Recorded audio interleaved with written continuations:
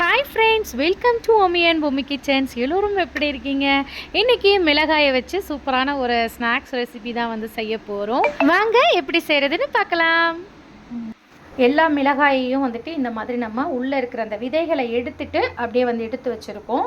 இதுக்கு வந்து உள்ளே நம்ம வந்துட்டு வைக்க போகிற பொருட்கள் பார்த்திங்கன்னா கேரட்டு, அதுக்கப்புறம் வெங்காயம், முட்டை, இதுதான் நம்ம வந்துட்டு உள்ளே வைக்க போகிறோம். இதை வந்து அப்படியே நம்ம பொடி மாஸ் மாதிரி ரெடி பண்ணிக்கலாம். மசாலா போட்டு எண்ணெய் கொஞ்சம் போல் சேர்த்துக்கலாம். எண்ணெய் நல்லா காஞ்சதும் வெங்காயம் சேர்த்துக்கலாம். வெங்காயத்தை லேசாக வதக்கிவிட்டா போதும், ரொம்ப வதங்கணும்னு அவசியம் இல்லை, லைட்டாக வதக்குனா போதுமானது. இதை அப்படியே பச்சையாகவும் வந்துட்டு யூஸ் பண்ணலாம். நம்ம வீட்டு பிள்ளைங்க அந்த மாதிரி சாப்பிட மாட்டாங்க, ஸோ அதனால தான் லேசாக வந்து வதக்கிட்டு நம்ம சேர்க்குறோம்.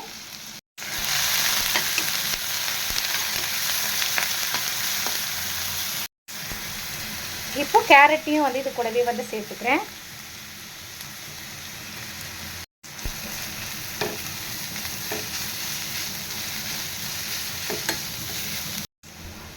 கொஞ்சம் போல் மட்டன் மசாலா தூள் சேர்த்துக்கலாம். கொஞ்சம் போல் சாட் மசாலா சேர்த்துக்கலாம். தேவையான அளவுக்கு உப்பு சேர்த்து நல்லா வந்துட்டு கிளறி விட்டுக்கலாம்.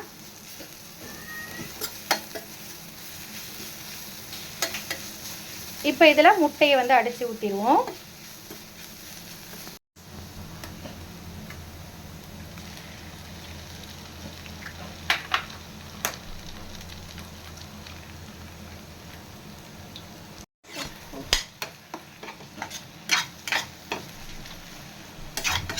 ஒன்றா கலந்து வர்ற மாதிரி நல்லா வந்துட்டு விரவி விட்டுக்கலாம்.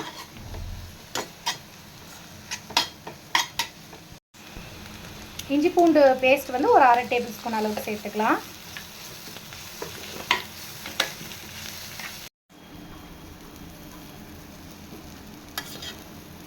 இப்போ இதை வந்துட்டு ஒரு பவுலுக்கு ட்ரான்ஸ்ஃபர் பண்ணிடலாம்.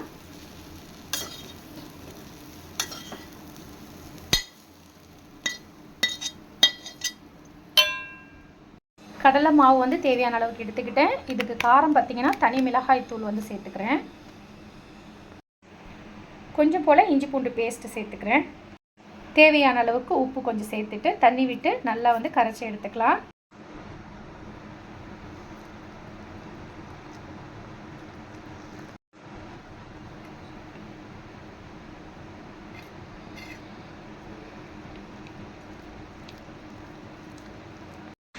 இப்போ ஒவ்வொரு மிளகாய்க்குள்ளேயும் நம்ம ரெடி பண்ணி வச்சுருக்கக்கூடிய இந்த மசாலா ஸ்டஃபிங்கை உள்ளே அப்படியே வந்துட்டு வைக்க வேண்டியது தான். ரொம்ப குயிக்காக ரொம்ப ஈஸியாக செஞ்சிடலாம், ரொம்பவே டேஸ்டியாக இருக்கும்.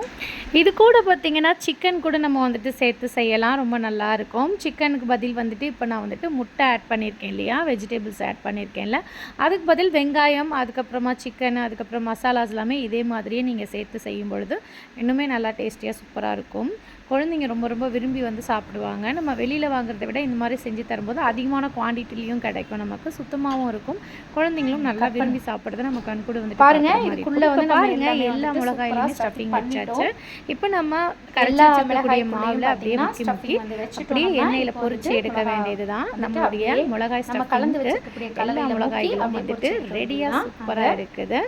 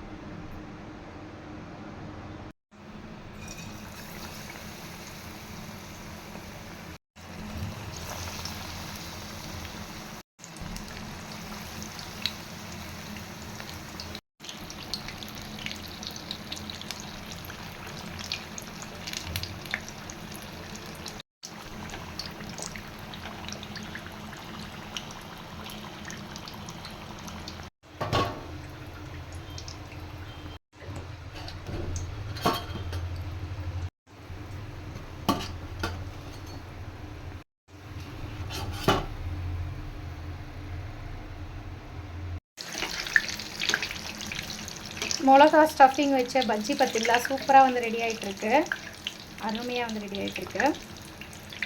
இஃப்தாருக்கான ஸ்பெஷல் ரெசிபி இன்றைக்கி நம்ம வீட்டில்.